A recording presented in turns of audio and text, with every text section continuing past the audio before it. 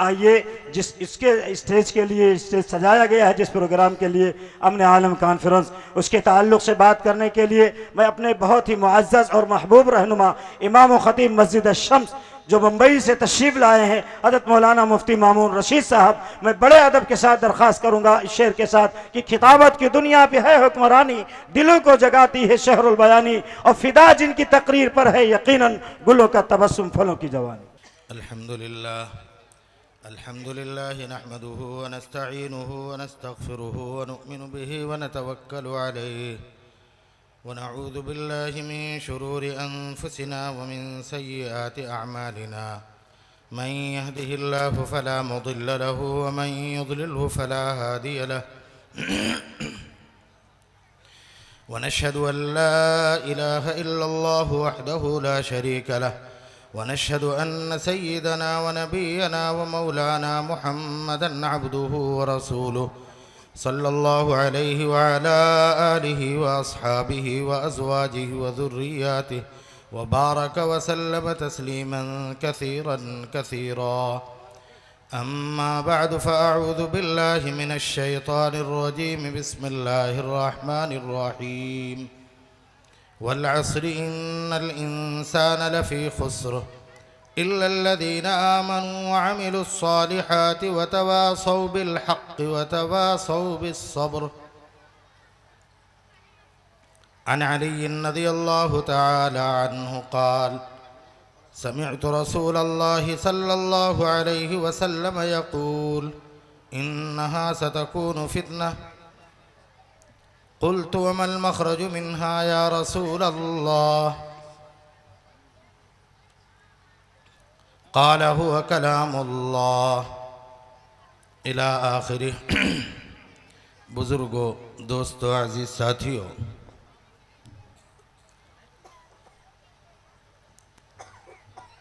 आज के इस प्रोग्राम में मखदूम गिरामी और मेरे इंतहाई मुशफ़िक़ मुरब्बी मुकर्रम हज़रत मौलाना इरफ़ान साहब दामत फ़ुयूज़ुहुम तशरीफ़ फरमा हैं। असल बात तो ये है कि हज़रत का ही ख़िताब होना था और हम सबको सुन लेना था, लेकिन हुक्म हुआ है कि कुछ बातें मैं हज़रत से पहले अर्ज़ कर दूं। जो वक्त दिया गया है कोशिश करूँगा कि इंशाअल्लाह उससे पहले अपनी बात मुकम्मल करूँ। हज़रत मौलाना मुफ्ती असलम साहब ने पाबंद भी बना दिया आखिर में कि आज के इस प्रोग्राम में जिसका ताल्लुक़ अमन आलम कॉन्फ्रेंस जिसका नाम रखा गया है और उसी से मुताल्लिक़ कुछ गुफ्तगू करने का हुक्म भी दिया है। इंशाअल्लाह आयत करीमा जो मैंने तिलावत की है उसी से जोड़ते हुए अपनी बात 2-4-10 मिनट में इससे मुताल्लिक़ कुछ अर्ज़ करूँगा। हक़ तआला शानहू ने ज़माने की कसम खा करके एक बात बताई कि इंसान घाटे में है, खसारे में है, और छुटकारे और नजात के ज़रिए के तौर पर फिर आगे कुछ चीज़ों का तज़किरा फरमाया। उनमें से एक तो इंसान के दिल से ताल्लुक़ रखने वाली चीज़ हैं, बाकी चीज़ें इंसान के ज़ाहिर और बदन से ताल्लुक़ रखने वाली चीज़ें। जिसका ताल्लुक़ दिल से है उसको हम और आप ईमान से याद करते हैं और ईमान के नाम से जानते हैं। बाकी अमल सालेह और सब्र इसी तरीक़े से हक़ की वसीयत इसका ताल्लुक़ ज़ाहिर से है। लेकिन जब तक बातिन दुरुस्त न हो, ज़ाहिर कभी कामयाबी के तौर पर दुनिया के सामने कितना भी दिख जाए, हकीकत में उससे कुछ नफ़ा नहीं हो सकता। न इस दुनिया में नफ़ा है, न इस दुनिया के बाद वो चीज़ नाफ़े बन सकती है। इसलिए इस वक्त बुनियादी तौर पर ज़रूरत यही है कि हम और आप इस बात की पहले फिक्र करें कि जाहिर के बजाय अंदर और बातिन को दुरुस्त करें। और जब तक दुनिया के अंदर बातिन को दुरुस्त करने की फ़िज़ा हमवार नहीं कर दी जाएगी और बातिन के मामलात को दुरुस्त नहीं कर दिया जाएगा, तब तक दुनिया तबाही के दहाने पर ही खड़ी रहेगी और तबाह होती रहेगी। आज जो सूरत हाल है वह इस सूरत हाल इन हालात में, और आप जब गौर व फिक्र करेंगे तो उसमें बुनियादी वजह यही है कि दिलों को तोड़कर और दिलों के अंदर नफरत पैदा करके, दिलों के अंदर बग़्ज़ पैदा करके, दिल के अंदर फसाद पैदा करके ज़मीन पर फसाद बर्पा करने की कोशिश की जा रही है। 400 वो फसाद पूरी दुनिया के अंदर फैलाने की कोशिश है और पूरी दुनिया को फसाद ज़दा बनाया जा चुका है। अब फसाद कायम किए नहीं जा रहे हैं, या फसाद दुनिया के सामने सिर्फ पोशीदा तौर पर नहीं रह गया है, बल्कि सूरत हाल ये है क़द बदतिल बग़्ज़ाउ मिन अफ़वाहिहिम वमा तुख़फ़ी सुदूरुहुम अकबर। जो उनके दिलों में है, वो जो जाहिर हमारे सामने नजर आ रहा है, इससे ज़्यादा ख़तरनाक है। जैसा कि अभी हज़रत मौलाना जाहिद साहब ने बड़ी अजीब व गरीब बातों से आप हजरात को रोशनास कराया और उसमें इस बात की तरफ रहनुमाई की कि आप इस बात की फ़िक्र करें कि उन जाहिर बीनों की तरह आप उनकी नक्काली में उनके पीछे भाग कर अपने घर के माहौल को फसाद ज़दा न बना लें। और हमने उनकी नक्काली करके अपने आप को फसाद ज़दा कर लिया है। खुद अंदर से हमारे अंदर फसाद फूट पड़ा है।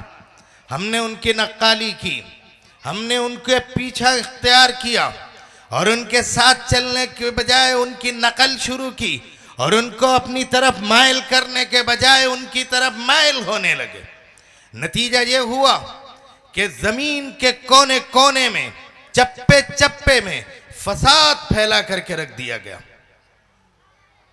चूंकि ये मुफसिदीन हैं और फसाद फैलाने वाले जिस कदर फसाद फैलाएंगे उस कदर दुनिया में अमन और शांति का माहौल खराब होता चला जाएगा। और ये फसाद दो तरह से आम तौर पर किया जाता है। पहली बुनियाद इस पर डाली जाती है कि बजाय इसके कि इंसानियत को आम किया जाए, इंसानियत को नफ़ा पहुंचाने वाली चीज़ों को दुनिया में कायम किया जाए और इंसानियत के नफ़ा पहुंचाने वालों का तारुफ कराया जाए, उसके बजाय उनके मुखालिफ फ़ज़ा कायम की जाती है। और फिर फसाद ज़दा चीज़ें और फसाद फैलाने वाले माहौल को जब तैयार कर दिया जाता है तो उस तरह की चीज़ें रंग रोगन करके दुनिया के सामने लाई जाती हैं और दुनिया के सामने रखी जाती हैं कि देखो ये दुनिया में फसाद बर्पा करने के लिए इनको हमने इस्तेमाल किया है या नहीं किया, इसको जाहिर न करके उनको फसादी बनाया जाता है और उनको फसादी बताया जाता है जो अमन का पैगाम देने वाले होते हैं, जो उस फसाद के सबसे ज़्यादा मुतासिर होते हैं, जिनको सबसे ज़्यादा परेशानी का सामना करना पड़ता है, उन्हीं को सबसे पहले फसादी गर्दान दिया जाता है। ये दुनिया का माहौल इस वक्त तैयार किया जा रहा है। उसकी बुनियादी वजह वही है, दिलों के अंदर बग़्ज़ पैदा कर दिया गया, दिल में नफरत कायम कर दी गई, दिल के अंदर बजाय इस्लाही काम के करने के और लोगों को इस्लाह की तरफ लाने के, लोगों को अच्छाई और भलाई की तरफ लाने के बजाय फसाद की तरफ लाया जाता है, बुराइयों की तरफ लाया जाता है और बुराइयों की तरफ माइल किया जाता है। हर तरफ इस तरह की चीज़ें दुनिया के सामने आम की जाती हैं और लोग उससे फसाद के माहौल में जुड़कर पूरी दुनिया के अंदर हर तरफ तबाही के काम में उनका साथ देने लगते हैं। और वह साथ देना कभी ऐसा भी होता है कि मुखालिफ समत वाले ने जो चाहा हमने उसके लिए वही अमल कर डाला। वो चाहता है कि हमारे तेश दिलाने पर, हमारे जज्बात के भड़का देने पर, ये कौम भी जज्बाती हो जाए, ये लोग भी जज्बात में उबल करके हमारे सामने मैदान में आ जाएं, ताकि माहौल में फसाद बरपा हो और हम भी जज्बाती होकर ये सोच करके कि मुकाबला अगर नहीं करेंगे और सामने आकर के खड़े नहीं होंगे, ये और ज्यादा भड़केंगे और हमारे साथ और नफरत का माहौल कायम करेंगे। हम भी सोचते हैं हम कहाँ दबने वाले, कहाँ पीछे रहने वाले, हमारी कुव्वतें कहाँ मारी जा चुकी हैं, हम क्यों ना उसी तरह जवाब दें। ये जो सोचने का माहौल है, ये जो मिजाज है, ये मिजाज तबाही की तरफ ले जाता है। मेरे भाइयों, आप सोचिए और गौर व फिक्र कीजिएगा। नबी करीम सल्लल्लाहु अलैहि वसल्लम ने सुलह हुदैबिया के मौके पर सहाबे किराम रिज़वानुल्लाहि ताला अलैहिम अजमईन जो अपनी जान निछावर करने को तैयार थे, उनके सामने जब ऐसी ऐसी शर्तें रखी गईं जो सहाबा कबूल करने को बज़ाहिर तैयार नहीं थे, जो उनके दिलों के खिलाफ था, उनके मिजाज के खिलाफ था, लेकिन जब नबी अकरम सल्लल्लाहु अलैहि वसल्लम ने उसे कबूल कर लिया तो सहाबा किराम ने भी उस पर आमन्ना व सद्दक़ना कह दिया और ईमान ले आए, उसको कबूल कर लिया। इसी तरह जब जज्बातियत में और जज्बाती बनाए जाने की कोशिश की जाती है और आपके रहनुमा, आपके कायदीन, आपके जिम्मेदारान आपको चाहते हैं कि आप जज्बात में ना आए, उस वक्त अपनी अक्लमंदी और होशमंदी के सबूत देने की दावत देते हैं और कोशिश करते हैं, तो उस वक्त हम ये कहते हैं कि ये बुज़दिलाना हरकत है, ये बुज़दिल हैं। कभी उन्हीं पर इल्ज़ाम तराशी करते हैं, ये बिकाऊ हैं। कभी उन्हीं के खिलाफ ऐसी नफरत भरी बातें हम कहते हैं जिनको अब अगयार अपनी जबान से अदा करने की ताकत नहीं रखते। होता है या नहीं? ये हकीकत में ये होता है, जिसके नतीजे में माहौल परागंदा हो जाता है और फसाद बर्पा हो जाता है।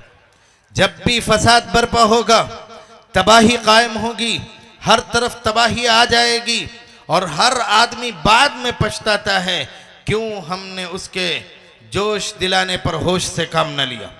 सोचता है, गौर व फिक्र करता है और तब कहता है हमारे जिम्मेदारों ने हमें जिस चीज की दावत दी थी, काश कि हम भी कबूल कर लिए होते, काश कि हम मान लिए होते।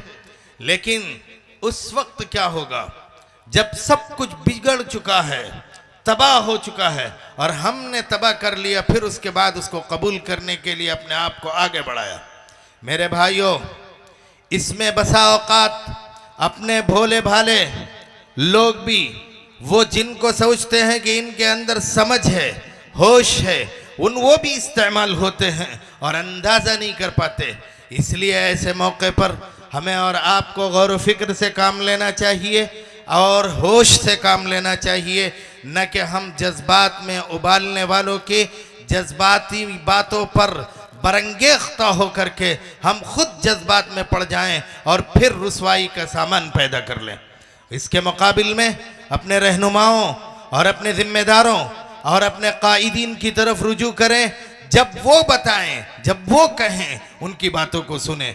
आयत करीमा से मुताल्लिक़ जो तफसीली गुफ्तगू मेरे जहन में थी, वो वक्त इजाज़त नहीं दे रहा है, न हदीस पाक का जो टुकड़ा मैंने पढ़ा था उसकी कोई वजाहत कर पाया हूँ। बस अपनी बात यहीं पर ख़त्म करता हूँ, चूँकि मेरे बाद हमारे और आपके करम फरमा मुशफ़िक़ मोहतरम हज़रत मौलाना इरफान साहब का गालिबन बयान होगा। आप हज़रात उनको सुने और उनकी बातों को अपने दिलों के अंदर बसाएं और हिर्ज़-ए-जाँ बना लें। अल्लाह इन्हीं बातों को कबूल फरमाए। व आखिरु दाअवाना अनिल हम्दुलिल्लाहि रब्बिल आलमीन।